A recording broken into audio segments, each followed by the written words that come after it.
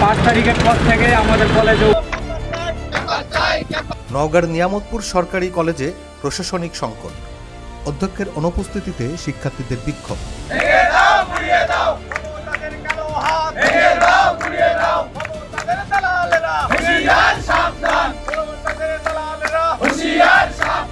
নওগাঁর নিয়ামতপুরে অবস্থিত নিয়ামতপুর সরকারি কলেজে অধ্যক্ষের দীর্ঘদিন অনুপস্থিতিকে কেন্দ্র করে প্রশাসনিক সংকট তীব্র আকার ধারণ করেছে। এ পরিস্থিতির প্রতিবাদে শিক্ষার্থীরা বিক্ষোভ মিছিল ও নিয়ামতপুর নওগাঁ ফেরিঘাট সড়কে সাময়িক অবরোধ কর্মসূচি পালন করে।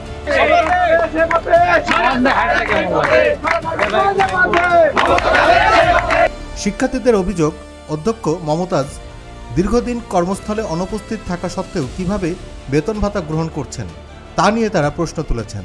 তাদের দাবি, এতে কলেজের শিক্ষা ও প্রশাসনিক কার্যক্রম ব্যাহত হচ্ছে এবং জবাবদিহিতার অভাব স্পষ্ট।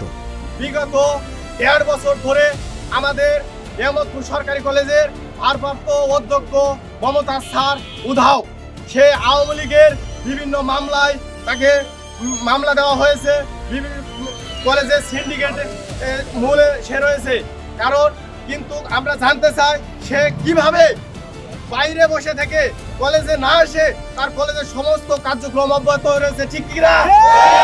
শিক্ষার্থীদের মতে গত 5ই আগস্টের রাজনৈতিক প্রেক্ষাপটে একটি মামলার আসামি হওয়ার পর থেকে অধ্যক্ষ আত্মগোপনে রয়েছেন, তবে এ বিষয়ে প্রশাসনের আনুষ্ঠানিক বক্তব্য পাওয়া যায়নি।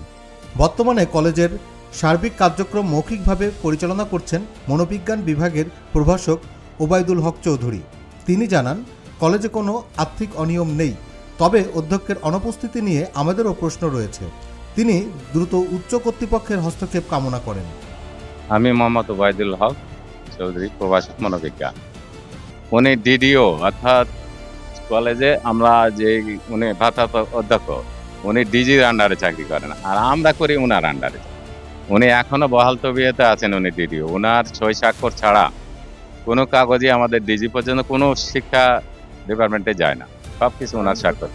আমরা উনার ইয়াতে উনি যখন ছিলেন না, এক শিক্ষক সহকারী অধ্যাপক ছিলেন, উনি ওনার দায়িত্ব নেওয়ার জন্য গেছেন। ডিজি বলছেন যে না, উনি আছেন, উনি থাকবেন। পরিস্থিতি নিয়ন্ত্রণে নিয়ামতপুর থানার ওসি মাহবুবুর রহমান ঘটনাস্থলে এসে শিক্ষার্থীদের আইনানুগ প্রক্রিয়ায় দাবি উত্থাপনের আহ্বান জানান। পরে পুলিশের আশ্বাসে শিক্ষার্থীরা অবরোধ কর্মসূচি প্রত্যাহার করলে পরিস্থিতি স্বাভাবিক হয়।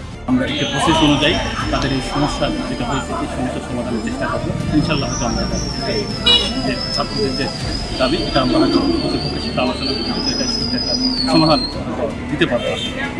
ঘটনাটি সরকারি শিক্ষা প্রতিষ্ঠানে প্রশাসনিক জবাবদিহিতা ও শৃঙ্খলার প্রশ্ন সামনে এনেছে।